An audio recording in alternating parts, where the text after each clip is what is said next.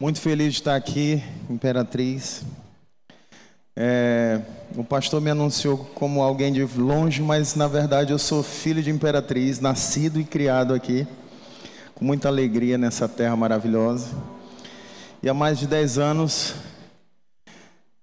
Deus foi corajoso e me levantou para essa obra, e eu tive coragem de aceitar o desafio do meu Senhor, de servir Ele. E nós começamos lá no Pernambuco, e Deus nos levou para Paraíba há um pouco mais de 8 anos. Estamos pastoreando na Nova Aliança. Há 8 anos, né? Aquela loira linda sentada ali na frente, a minha esposa, pastora Wendy, Peter Pan, prazer.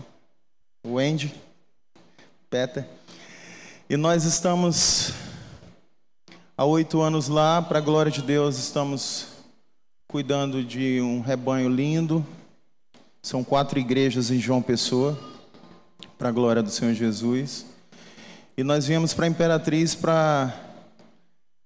eu vim liberar minha flecha mais velha, minha primeira flecha. Minha filha, Maria Eduarda, de 22 anos, está na base de semeadores, se preparando para ser missionária. Aqui, Imperatriz do Maranhão, vai ficar 1 ano aqui. E eu estou muito feliz de encaminhar minha filha para essa obra. Ela queima com missões desde que era uma menininha pequenininha. Já tinha convicção disso, e hoje ela está aí, na base de semeadores, na escola Equibalo, para a glória de Deus. E eu tenho que me acostumar a ficar pelo menos, não sei se ela volta, a gente nunca sabe o destino, mas está na mão do meu papai, do nosso pai. Amém? E para não esticar muito, eu gostaria que você abrisse sua Bíblia num livro de Salmos, capítulo 40. Eu creio no nome poderoso de Jesus que Deus vai falar conosco nessa noite. Amém? Se há uma expectativa em você de ouvir Deus, continue com essa expectativa. Mas eu creio no nome poderoso de Jesus que mais do que ouvir Deus, nós precisamos aprender a sermos muito mais do que espectadores que sentamos num banco de uma igreja para ouvir uma palavra, para falar: uau, Deus falou comigo. Nós precisamos sair daqui com uma resolução de sermos praticantes diários de tudo aquilo que aprendemos. E eu creio no nome poderoso de Jesus que Deus fará isso no nosso meio todos os dias. Jesus está voltando e Ele está vindo buscar a sua noiva, e nós vamos estar prontos para isso. Amém? Você crê nisso? Se você crê, diz amém no nome de Jesus. Aleluia. Salmos capítulo 40, a partir do versículo 1.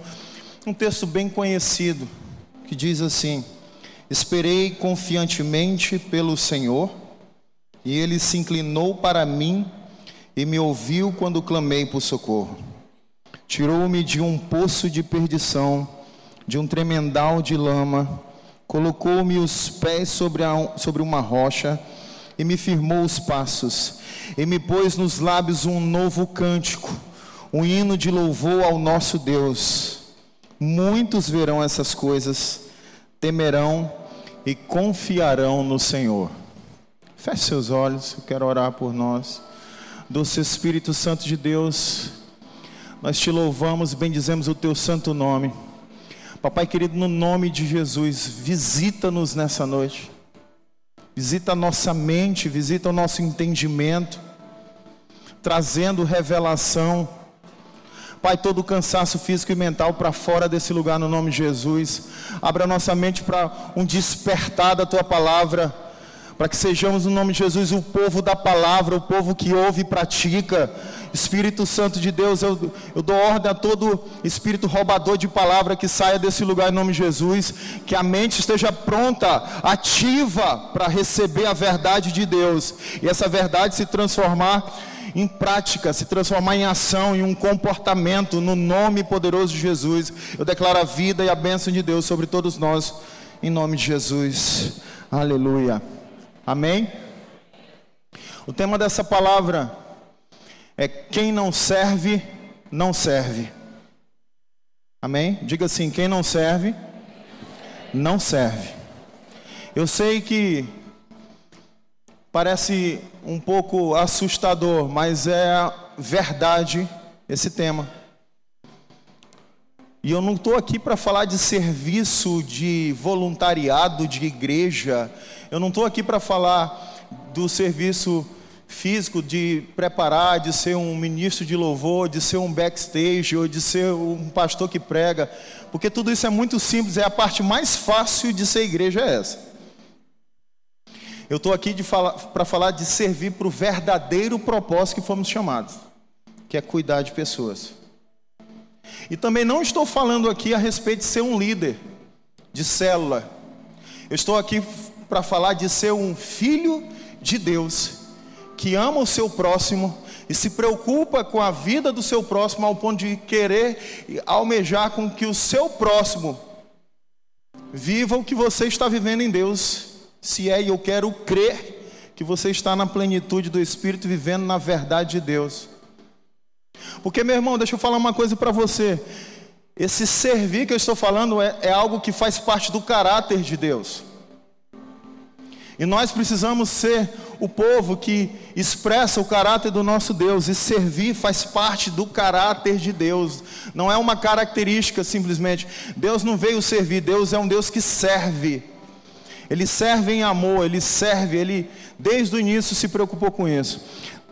Para que você entenda um pouquinho, lá no início, você precisa entender que todo serviço denota autoridade.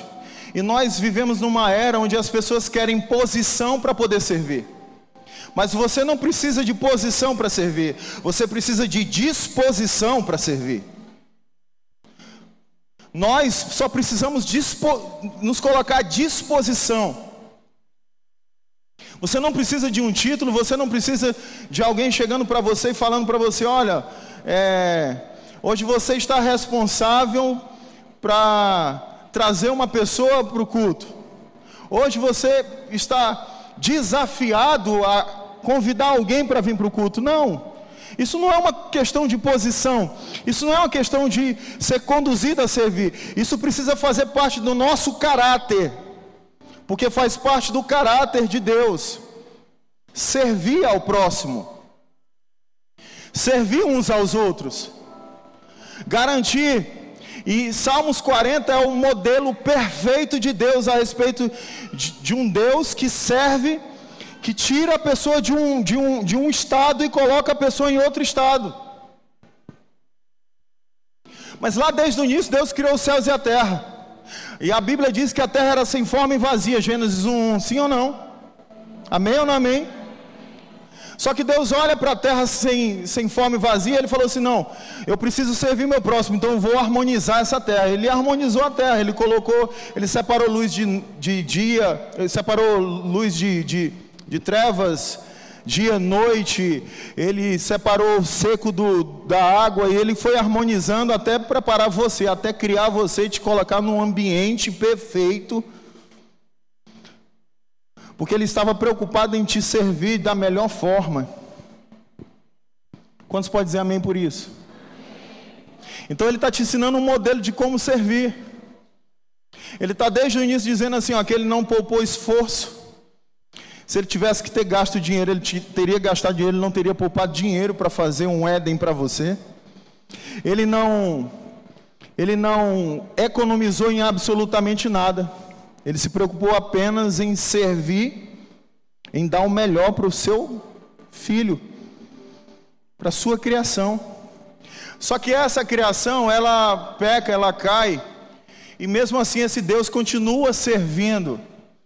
Esse homem agora está caído, e Deus vai lá, mata um animal, prepara uma roupa e veste ele porque ele está nu.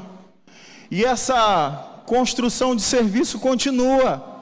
Deus continua servindo o homem, sabe? Porque Ele tem muito amor envolvido em tudo que Ele faz.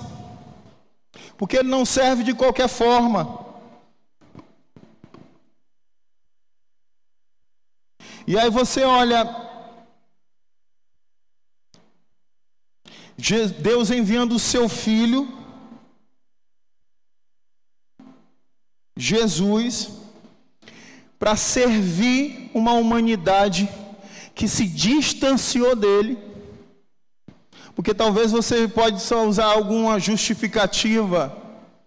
Eu não sirvo, eu não ajudo fulano porque fulano não quer nada. Não, mas esse povo era eu e você que não queria nada, e ele continuou servindo. Então ele envia o seu filho e dá a sua própria vida.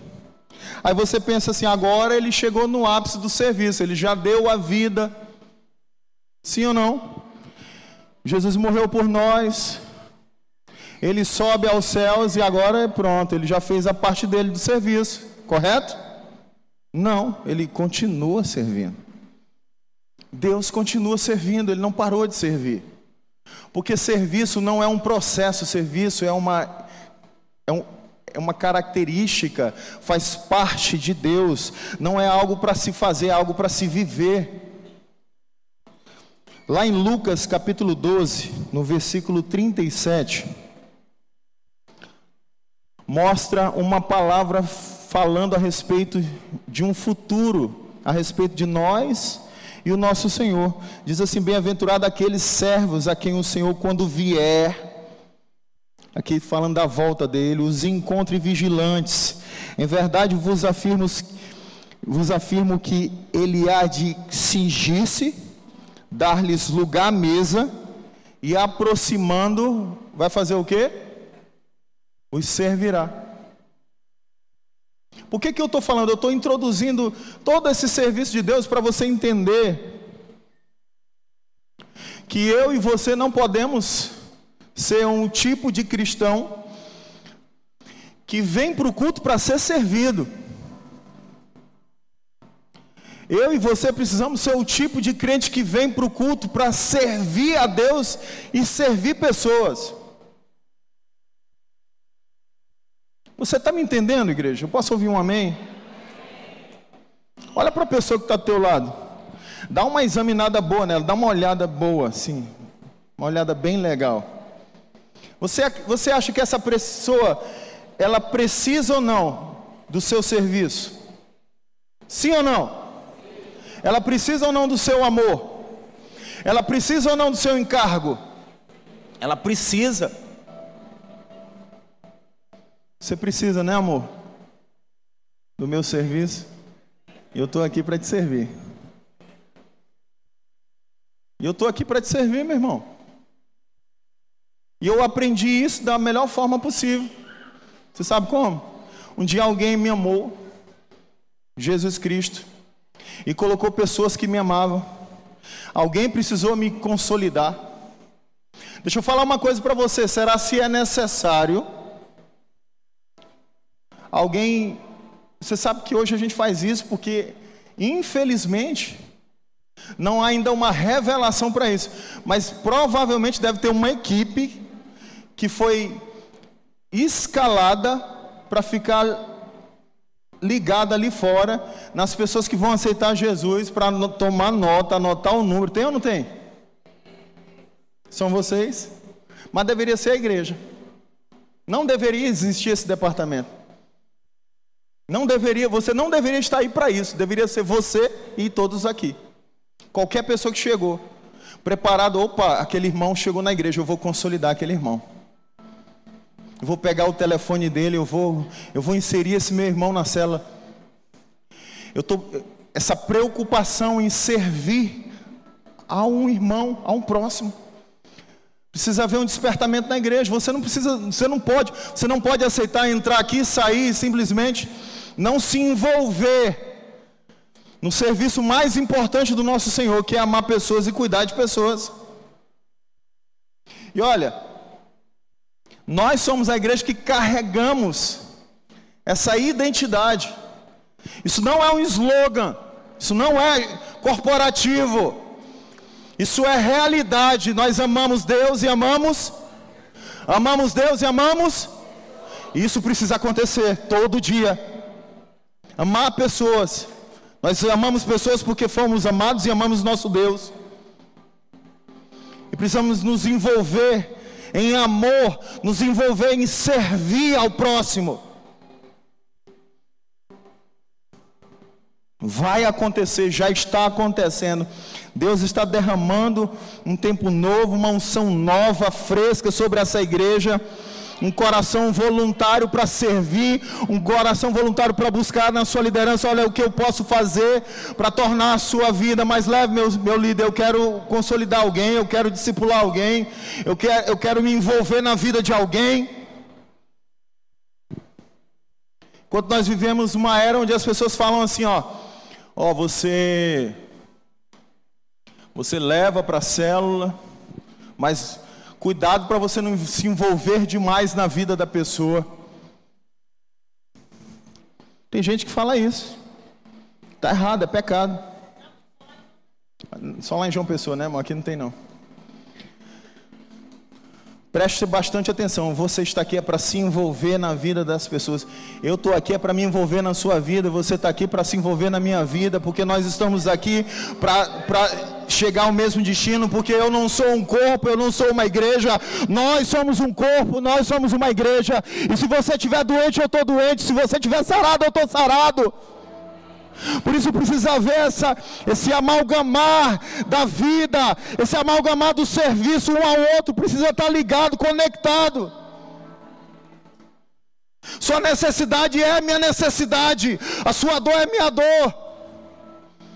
Jesus falou, nós vamos nos alegrar com os que se alegram e chorar com os que choram, porque somos um. Não é um mecanismo, não é um exercício, isso precisa ser realidade, igreja. É realidade, ou se não é realidade, precisa se tornar. Nós somos o povo do amor. Você pode dizer amém por isso, em nome de Jesus? Então você vê que Jesus continua servindo. Se servir faz parte do caráter de Deus, certamente precisa fazer parte do meu e do seu. Agora, de uma forma prática, eu vou citar só 5 pontos. Eu vou ser breve, eu não vou demorar, eu te prometo. Olhando para Deus como modelo de servo, eu quero pontuar esses 5 aspectos para desenvolver o caráter de servo. A gente precisa desenvolver um caráter de servo, baseado no Salmos 40, de uma forma bem didática, bem simples. Eu quero citar o primeiro ponto: se coloque na mesma posição. Quando você vê os Salmos 40, lá no versículo 1, na parte A do versículo 1, ele fala assim. Primeiro o salmista fala assim: esperei confiantemente no Senhor. E aí a Bíblia diz que ele se inclinou para mim. Diga assim, se inclinou. Você entende o que é se inclinar? Ele está dizendo aqui que aqui eu estou me inclinando para me colocar na mesma posição de você. Eu fui estudar sobre essa questão e eu descobri que os mestres da antiguidade, Jesus, ele quando ia falar com alguém, se a pessoa estava no chão, ele não falava assim de cima. Ele se abaixava, se ajoelhava, ficava olho no olho da pessoa, no mesmo nível, e falava assim: o que você precisa? Nós precisamos descer um pouquinho, nos inclinar mais, e ir no mesmo nível. Tem gente se rastejando aí, precisando que a gente se abaixe, para olhar nos olhos da pessoa e falar assim: eu estou aqui, eu já vivi isso. Eu já estive nesse lugar. Por isso que eu estou voltando aqui para dizer que eu posso te ajudar. O que você está precisando? Está na hora da igreja despertar. Romanos capítulo 12, versículo 10 diz assim: amai-vos cordialmente uns aos outros, com amor de irmão. Quem tem irmão aqui? Você ama muito seu irmão? Você é capaz de seu irmão entrar em encrenca, você ajuda ele sim ou não? Eu tive um irmão que entrou numa encrenca há um tempo atrás, por causa de pensão. Eu tive que me virei, porque eu não ia deixar meu irmão numa situação ruim. Alguém aqui já ajudou um irmão? O irmão dá trabalho. Você tem um irmãozinho que dá trabalho? Um irmão de sangue, você tem? Você já deu uma ajudinha para ele, sim ou não? Agora deixa eu falar uma coisa para você. O sangue de Jesus que nos une é mais precioso que esse sangue aí, que é limitado. Então olha para a pessoa que está ao teu lado. É seu irmão. É seu irmão. Você está entendendo? Essa pessoa que está do teu lado é seu irmão. ame cordialmente, com amor de irmão, amor fraternal. Vamos amar uns aos outros com esse amor fraternal. E aí ele diz assim: preferindo-vos em honra uns aos outros. Por que eu me inclino? Porque eu preciso começar o meu trabalho de servir a vida de alguém que está precisando, que está carente, colocando ele no mínimo na mesma posição que eu. Porque a sua mente precisa mudar. Você não está se rebaixando a pessoa, você está dando a oportunidade da pessoa estar no mesmo nível que você. Se ela não consegue se levantar, você desce, porque Jesus saiu, ele se inclinou. A palavra de Deus diz aqui, o salmista está dizendo que ele se inclinou. Ele se inclinou, ele veio ao nível. E nós podemos fazer isso. Porque, deixa eu falar uma coisa para você. Para servir gente que está doente, carente, que está necessitado, ele precisa que alguém gere confiança. E o versículo fala assim: esperei confiantemente no Senhor, ele se inclinou. Deus gerou uma confiança no salmista e ele confiou, sabia que ia dar certo. Deus está procurando um povo disponível para servir, um povo que fala, que entra no mesmo nível das pessoas.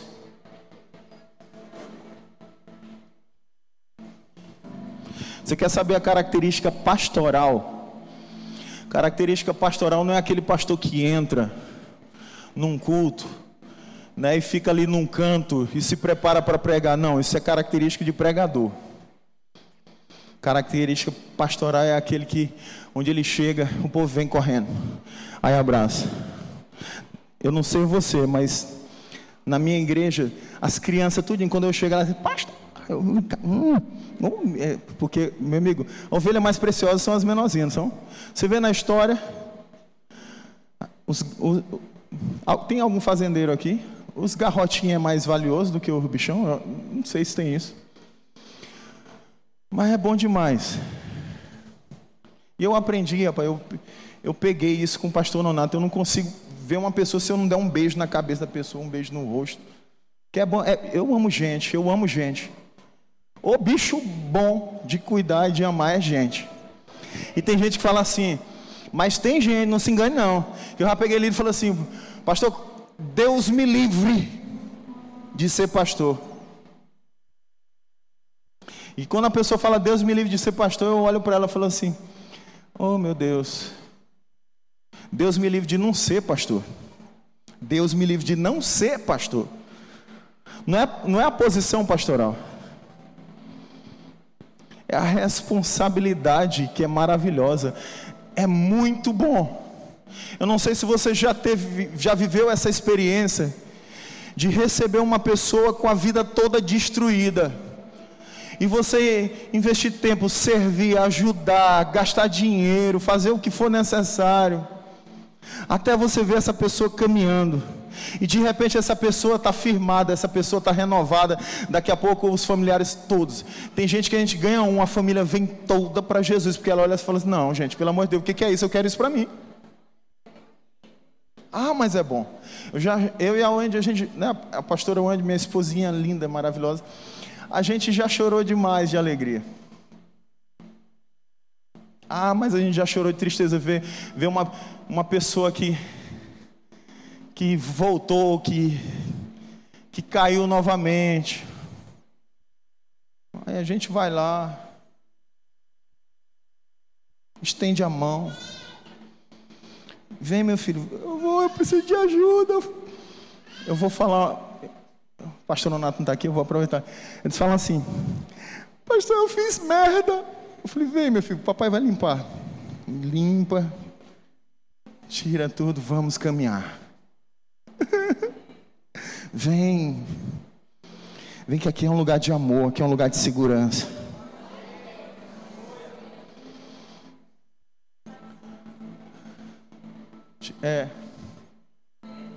Eles falam assim, eu fiz, né? Eles usam a expressão.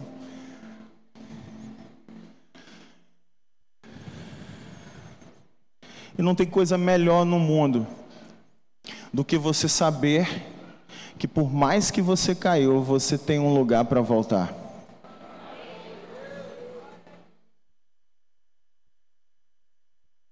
Você tem uma pessoa para voltar. Porque quando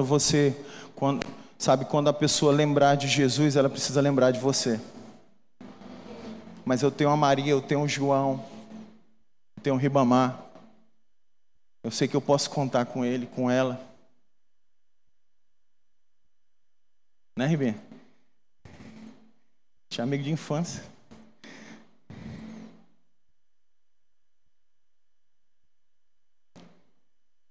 É maravilhoso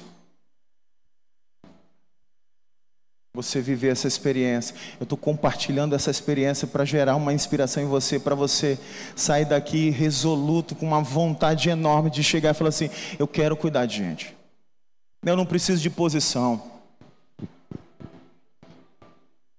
Ah, meu irmão. Porque às vezes a gente tem a posição, mas não tem a disposição. E tem gente que não tem posição, mas tem disposição. É por isso que Deus não falou assim: ide líderes e façam discípulos de todas as nações. Não está escrito ide pastores e façam discípulos. Está escrito para você no imperativo da palavra: ide e fazei discípulos de todas as nações, batize-os em nome do Pai, do Filho e do Espírito Santo, ensine os mandamentos. Se você fizer isso, tem algo que vai acontecer. Está escrito lá, ele fala assim: e eu estarei com você até o final. Você quer Jesus contigo até o final? Vai fazer o que ele diz. Quando ele decide pregar o evangelho, você sabe o que é pregar o evangelho? Não é fazer o que eu estou fazendo, não. Pregar o evangelho é fixar o evangelho na vida de alguém. É pegar o evangelho e garantir que o evangelho fique na vida de alguém, que nunca mais saia. A gente que usa o termo pregar, mas pregar é fixar. Então eu vou fixar o evangelho lá em casa, na vida de alguém. Eu vou fixar o evangelho. Eu estou fixando o evangelho aqui, mas você vai fixar o evangelho aí também. Eu prego o evangelho aqui, você prega no trabalho. Enquanto eu trabalhei na minha vida, enquanto eu trabalhei em empresa, a última empresa que eu trabalhei foi lá no Pernambuco, material de construção. Eu cheguei lá na empresa, eu sentei com o dono, eu falei assim: você me permite orar todos os dias aqui com o pessoal? Ele falou: permito. Vou achar ótimo. Eu juntei e comecei a orar. E aí eu comecei a ganhar algumas pessoas para Jesus e levar para a minha célula. Porque eu cheguei na cidade e não tinha célula, o pastor falou assim: vai lá para o teu bairro, começa do zero. Eu falei: vamos começar. E aí onde era que eu tinha gente? No meu trabalho. Eu não conhecia ninguém na cidade. E aí sentado,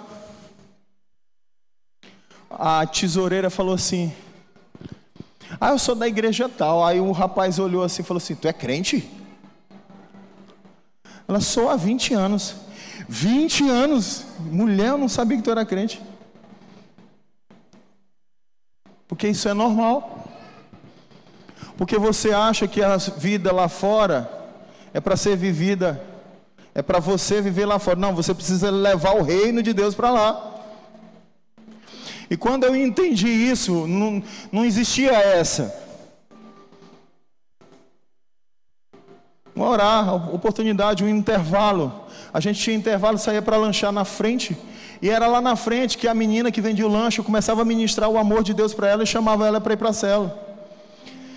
E era chamando o pessoal do caixa, chamei o rapaz da tesouraria, fui chamando e a gente foi ganhando. Aí ganhou pessoas para Jesus. E não foi só ganhar, porque a gente vive uma geração agora que o cara tem encontro com Deus, vai ter encontro com Deus de mulheres, vai? Aí tem gente que paga inscrição, acha que está ganhando alguma coisa. Meu amigo, já paguei muita inscrição. Aí vai chegar lá no céu, falando assim: estende suas mãos. Deus, eu paguei muita inscrição. Eu não te pedi para pagar a inscrição. Continue pagando, amém? Não pare não, por favor, senão o pastor me pega. Continue pagando. Mas não faça só isso. Porque a gente acha que é só pegar, deixa eu pegar aqui. Ei, tu vai fazer o que esse final de semana? Não falei nada. Vamos lá, embora para o encontro com Deus, vai ser tão bom. Aí eu pago. Aí paga lá a inscrição. Tem gente que é assim. Pagou a inscrição, resolvi, ganhei uma pessoa para Jesus. Não ganhou. Isso não é ganhar ninguém para Jesus. Ganhar para Jesus está aqui, é um começo. Primeiro você olha. Na nossa igreja, uma pessoa vai para encontro, ela já está consolidada, já começou discipulado. Se bobear, já foi até batizado. E aí ela vai para o encontro com Deus com uma convicção que ela vai voltar de lá, meu amigo. Porque uma coisa é você preparar alguém para o encontro. A gente prepara as pessoas para o encontro. Outra coisa é, claro que tem uns que caem de paraquedas, não tem como. Mas outra coisa é você querer usar o encontro como a ferramenta que está dentro de você. Você é a boca de Deus para levar as pessoas para Jesus. É você que vai ganhar uma pessoa para Jesus. Ganhar, consolidar, discipular e levar essa pessoa a ter uma experiência marcante. E depois que essa pessoa tem uma experiência marcante, você vai falar para ela assim: agora você vai fazer o CCC1, porque eu quero ver você crescendo espiritualmente na sua vida. E aí você acompanha a pessoa, você só não larga lá, deixa, aqui é 6 meses, você deixa lá os 6 meses, não, e aí como é que tá? Deixa eu falar uma coisa para você, eu fumava 3 carteiras de cigarro por dia, e aí eu fiz meu encontro com Deus. Meu encontro com Deus, eu já estava em célula, lá em Goiânia, já estava em célula, fui para o encontro com Deus, fumava. Gente, você não tem ideia do quanto eu era desaforado. Minha mulher falou: amor, vamos para o encontro com Deus. Eu falei: se você fizer pio, eu não vou. Aí ela não fez, ela ficou, o milagre aconteceu, eu fui. Mas eu fui com raiva, aí eu acendi o cigarro dentro da igreja. Falei: eu quero ver se não vão me expulsar. Aí acendi o cigarro, comecei a fumar, o povo chegava e me abraçava assim: paz do Senhor, meu irmão, você vai ter encontro com Deus. Eu falei: você é do diabo? Não, tem coisa errada aqui. Eu não estava entendendo que eu estava querendo forçar a ser expulso daquele ambiente, mas na verdade, Jesus já tinha preparado aquele ambiente, tinha pessoas que estavam servindo, que estavam querendo ver a minha salvação, minha transformação. Aí eu fiquei com vergonha, joguei o cigarro fora, falei: meu Deus do céu. Aí chegou o ônibus, aí entramos e fomos para uma tal de uma chácara, aí dentro desse ônibus o povo cantando, meu Deus, os meus demônios, tudo, os que eu tinha antes, né, que eu não tenho mais. E o bicho lá tudo balangando dentro de mim, falando assim: rapaz, tu não vai não, foge. Só que quando eu entrei naquele lugar, que aquela primeira ministração foi ministrada, eu me arrependi profundamente da minha condição. Sabe o que aconteceu com o cigarro? Continuei fumando. Porque às vezes você acha assim: não, o cara fez um encontro com Deus. Não, mas teve uma pessoa que falou assim: olha, vou orar por você, não tenha vergonha, uma hora você vai ser liberto. E aí me levaram para um tal de CCC. E numa ministração chamada Transformação da Alma, minha alma girou uma chave assim. Eu fui liberto. Tem um pavor, tem um nojo do cheiro, não consigo nem sentir o cheiro. E todas as pessoas que chegaram na minha igreja, viciadas em cigarros, é viciado, traz ele para cá, leva lá para casa. Ou então vamos, senta. Eu orava e falava assim: ó, Deus falou isso para mim, eu nem esperava você ser, eu já ia ajudando. Você quer fazer? Quero. Aí a pessoa fazia o desafio de ficar um tempo sem fumar e orando da forma que eu fiquei, e todos eles foram libertos de cigarro. Porque ele chegava, eu me inclinava, eu falei: não, eu já passei por isso, eu sei que você está. Se inclinar aqui, ó. Vamos levar as pessoas a acreditarem que é possível. Segundo, ouça o clamor de socorro. Amém?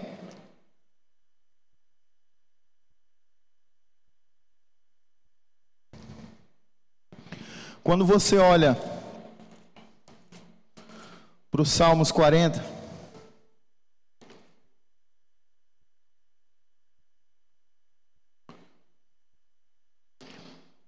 A parte B do versículo 1 diz assim: Ele me ouviu quando clamei por socorro. Ouça o clamor do socorro. As pessoas têm uma mania de presumir o clamor. Não, você está assim por causa disso. Não, gente, vamos ouvir as pessoas. Não importa se você sabe o que é. Você precisa aprender a ouvir. Jesus nos ensina, Ele nos ensina um padrão. Você vai ver lá em Marcos capítulo 10, no 51. Perguntou-lhe Jesus: o que quer que eu te faça? Perguntou para um cego. Jesus pergunta para um cego assim: você quer que eu faça o quê? E o cego fala: eu quero ver. É óbvio. Mas Jesus está nos ensinando a ouvir o socorro, o clamor de socorro que há dentro das pessoas. Mesmo que seja óbvio, você precisa ensinar, e você na verdade precisa aprender que a pessoa precisa colocar para fora o seu socorro, o seu clamor. Porque isso vai gerar transformação, vai gerar cura, vai gerar libertação. Aqui eu vejo Jesus ensinando de uma forma linda, sabe? A gente não está aqui para presumir, nós estamos aqui para ouvir, vamos ouvir as pessoas. Jesus está querendo te ensinar. Esse é um modelo lindo de Deus, bíblico, 100% bíblico. Para você, não é para a sua liderança fazer, é para mim, é para você, é para o seu líder, é para o seu pastor, é para toda a igreja. Todos nós precisamos estar envolvidos em amar e cuidar de alguém. Terceiro ponto: retire do engano e dê destino para as pessoas. O texto diz assim: tirou-me de um poço de perdição. Você imagina, a pessoa está dentro de um poço de perdição. Nós precisamos aprender que nós não podemos simplesmente sermos um povo que fala assim: você precisa ler o Novo Testamento. Às vezes a gente vai precisar sentar com a pessoa e ler com ele. Às vezes a gente vai precisar, pelo menos os princípios básicos: amor, perdão e aceitação. A gente vai ter que sentar e vai falar para ele assim: você está perdido porque você não perdoa pessoas. A pessoa vem de uma realidade de 40 anos sem falar com alguém, 20 anos sem falar com alguém. Essa pessoa está num poço de perdição. Alguém precisa despertar, alguém precisa trazer revelação. Esse alguém não sou eu. Se for alguém que está perto de você, esse alguém é você. Se tem alguém perto de você que não perdoa, se a pessoa está toda ferida, toda magoada. Você conhece gente magoada? Você conhece alguém magoado? Essa pessoa está num poço de perdição. E se você conhece, a responsabilidade sua tirar ela desse lugar. Você é a voz de Deus, você é a resposta de Deus para o socorro dessa pessoa. Ah, pastor, mas essa pessoa não aceita. Não importa, continue levando revelação. Uma hora essa pessoa vai enxergar. Mais cedo ou mais tarde essa pessoa vai enxergar. Você vai apresentar salvação, você vai dar destino para ela. Olha, esse é o caminho. Essa pessoa vai sair desse ambiente. Ela vai sair porque, primeiro, porque ela já acredita em você, porque você já se inclinou, porque você já ouviu, já gerou um ambiente de confiança. E esse ambiente de crédito, de confiança, vai ser suficiente para você ter autoridade para olhar para a pessoa e falar assim: olha, você precisa perdoar sua mãe. Você precisa perdoar seu pai. Você precisa perdoar seu filho. Você precisa perdoar o abusador. Seja o que for, seja a realidade que for, é em Jesus Cristo que nós temos a luz para sermos libertos da escuridão. Conduzir as pessoas à luz. Jesus diz assim: eu sou a luz do mundo. Quem andar em mim jamais, quem me seguir jamais andará em trevas. E o que nós precisamos fazer é conduzir as pessoas a serem guiadas pela luz de Jesus. Você precisa colocar a luz de Jesus. Coloque luz, coloque revelação. Traga essa pessoa para perto de Cristo. Quanto mais perto da luz, se essa pessoa chegar na luz, e ela vai chegar na luz, ela vai ser liberta de toda a obscuridade, de todo engano. E eu não preciso dizer na prática como é que você vai fazer isso, porque você é um crente. Você vai apresentar a salvação, você vai apresentar o princípio de Deus, você vai apresentar Jesus. Você sabe quem é Jesus? Sim ou não, igreja? Diga amém. Eu creio que você sabe. Qual é a forma mais fácil de você falar? Você contando sua história, dizendo como que você saiu desse lugar. Quem é que saiu das trevas já, está na luz? Louvado seja Deus. Então você vai chegar para a pessoa e vai falar para a pessoa: olha, eu vivi uma vida de mentira, uma vida de engano, e eu fui aprendendo na palavra que eu deveria falar a verdade, que eu deveria obedecer meu pai, ou que eu deveria viver em santidade, que eu deveria me afastar da imoralidade sexual, que eu deveria me afastar do vício. E você sempre terá a sua história, o seu testemunho para validar a vida, para validar o evangelho. Use. Quarto ponto. Vamos já acabar. Não sei nem quanto tempo eu tenho. Ainda tenho tempo. Não tenho não.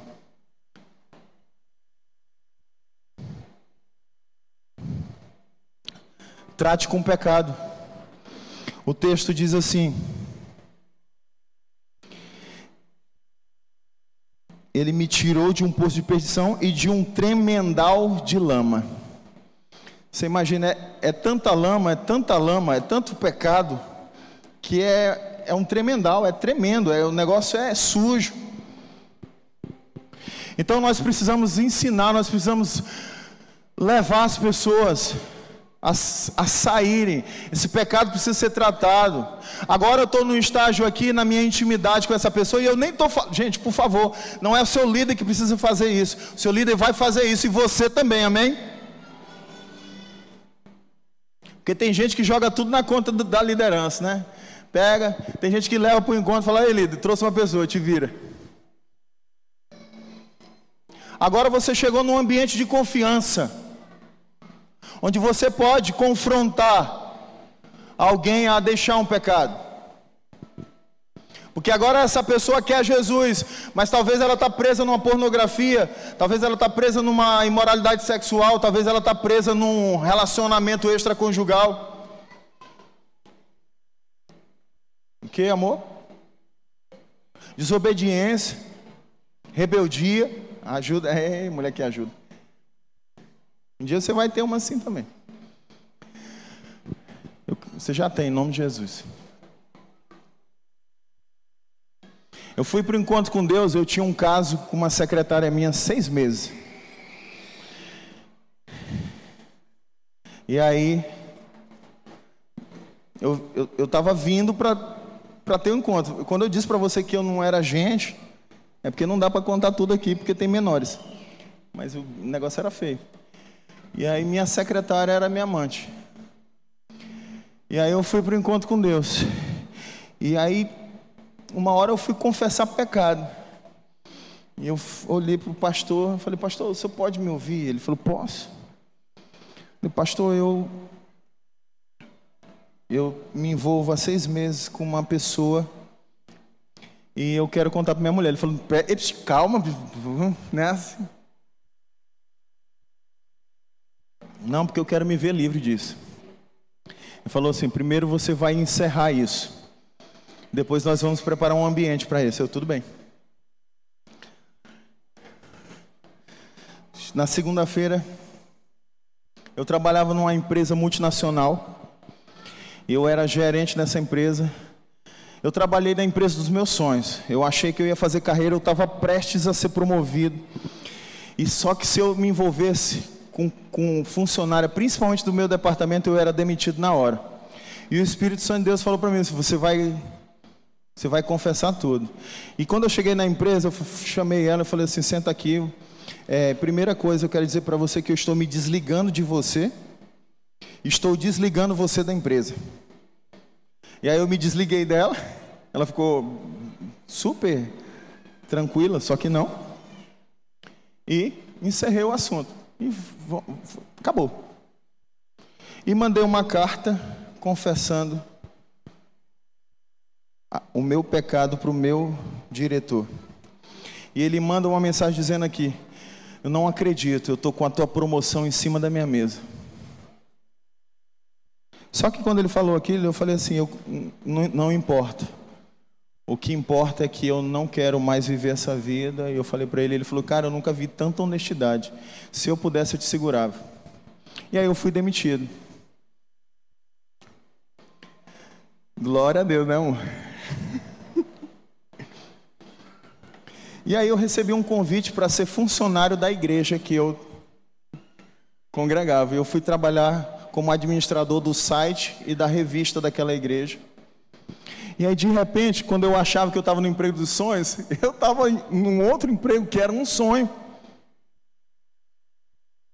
Porque lá naquela empresa, tinha naquela editora, eu trabalhava na editora, tinha um banco. E aí, nesse período, eu estava servindo na igreja, eu era líder de treinamento, o tempo foi passando e eu me tornei líder. Um ano depois, passou ligeiro, eu me tornei líder de célula. E trabalhando lá, se um liderado seu chegasse precisando de ajuda, você tinha que parar de trabalhar para atender. Você tem isso na sua empresa? Você pode parar para atender? Aí a gente parava. Podia ficar o dia inteirinho sem trabalhar. Porque a pessoa era mais importante do que o trabalho. E eu tive a oportunidade de crescer nessa realidade que me impulsionou para amar gente, para ser um discipulador, para cuidar de gente. E Deus me tirou daquela realidade e me colocou dentro daquela editora que era da igreja. E eu vivi grandes coisas e o assunto do trabalho era Deus, tudo era Deus, tudo tinha a ver com Deus, de amar pessoas, cuidar de pessoas, tudo era Deus. E foi extraordinário na minha vida, eu tive essa oportunidade. E eu ajudei muita gente, levei muita gente a tratar pecado, tive a bênção de Deus para ajudar. E vi muita gente tratando pecado, sendo liberto de pecado, muita gente renunciando ao pecado. Porque eu vivia nesse ambiente e eu discipulava do início até chegar nesse processo de tratar o pecado. E vi muita gente sendo transformada. Eu discipulei pessoas que hoje são pastores em outras cidades. E é muito bom eu olho... Tem um rapaz que está lá no Pernambuco, que ele estava desviado e a gente consolidou, treinou, discipulou e hoje ele está lá pastoreando lá, uma igreja lá, e eu fico olhando e falando assim, uau, como é maravilhoso você ver uma pessoa que estava perdida e que hoje está ensinando as pessoas a se encontrarem. Eu não era pastor quando eu fiz isso.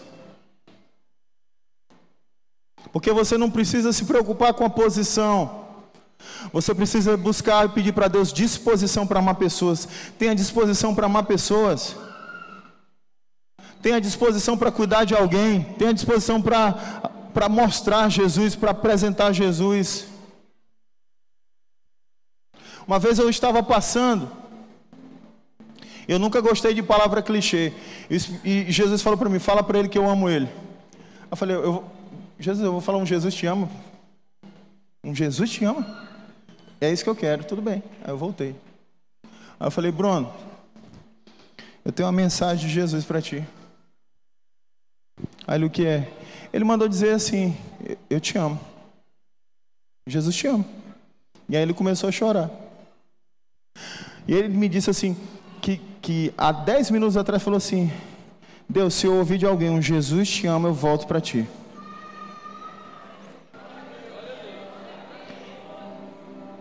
E aí, Ele ouviu um Jesus te ama e aí ele falou assim, eu quero voltar para Jesus. Eu falei, hoje tem célula. E ele foi para a célula, voltou para Jesus e caminhou, se tornou líder de célula. E é muito bom você fazer parte disso. Eu quero dizer para você que se você tomar a decisão hoje de se envolver na vida das pessoas, você vai viver as experiências, você viverá as experiências mais extraordinárias da sua vida. Você não pode... Uma vez uma pessoa chegou para mim e falou assim, pastor, eu não tenho paciência de ficar na igreja, porque eu estou tanto tempo na igreja, e é sem graça. E eu perguntei assim, mas sem graça por quê? Não, porque vai culto, vem culto, é uma palavra, é culto. Aí me falaram para me ler a Bíblia, eu li a Bíblia, aí disseram quando eu terminei que eu tinha que ler de novo. E aí eu falei para ela, com tudo isso que você fez, você entendeu o que? Ela, nada. Você sabe por quê? Porque não tinha alguém do lado dela, orientando essa pessoa. E aí eu fui orientar essa pessoa.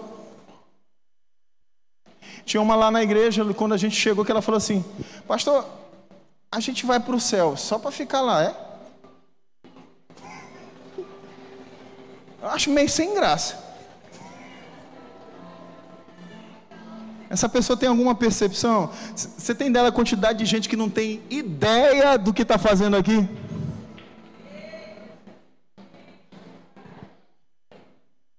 Só está vindo, é só mais um culto.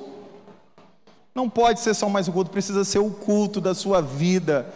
Você precisa sair daqui resoluto que você vai sair lá fora e alguém vai ser tocado pelo Espírito Santo por causa de você.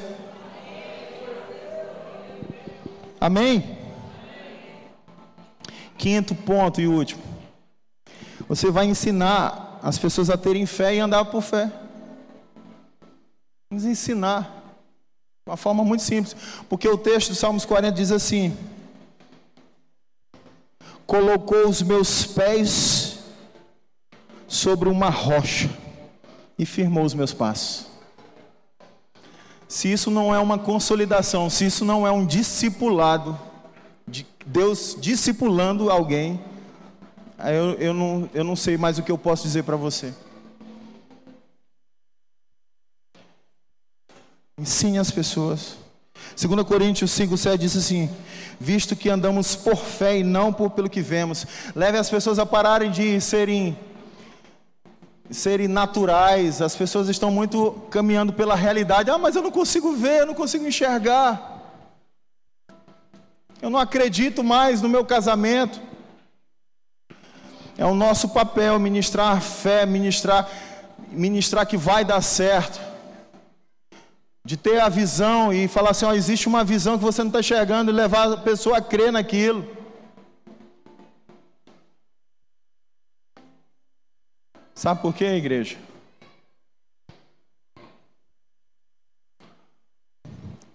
Porque mais cedo ou mais tarde,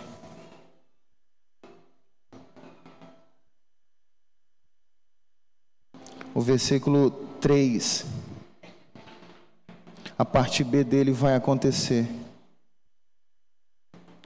E me pôs nos lábios um novo cântico, um hino de louvor ao nosso Deus. Você sabe qual é a promessa para quando você ajudar alguém a chegar nesse nível?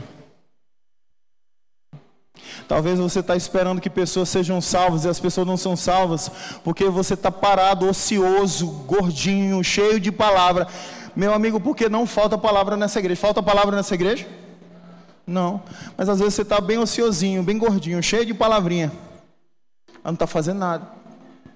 Só que o texto aqui está dizendo assim, e muitos, quando verem um hino de louvor saindo da sua boca, um cântico novo, a palavra de Deus diz assim, que muitos temerão e confiarão no Senhor.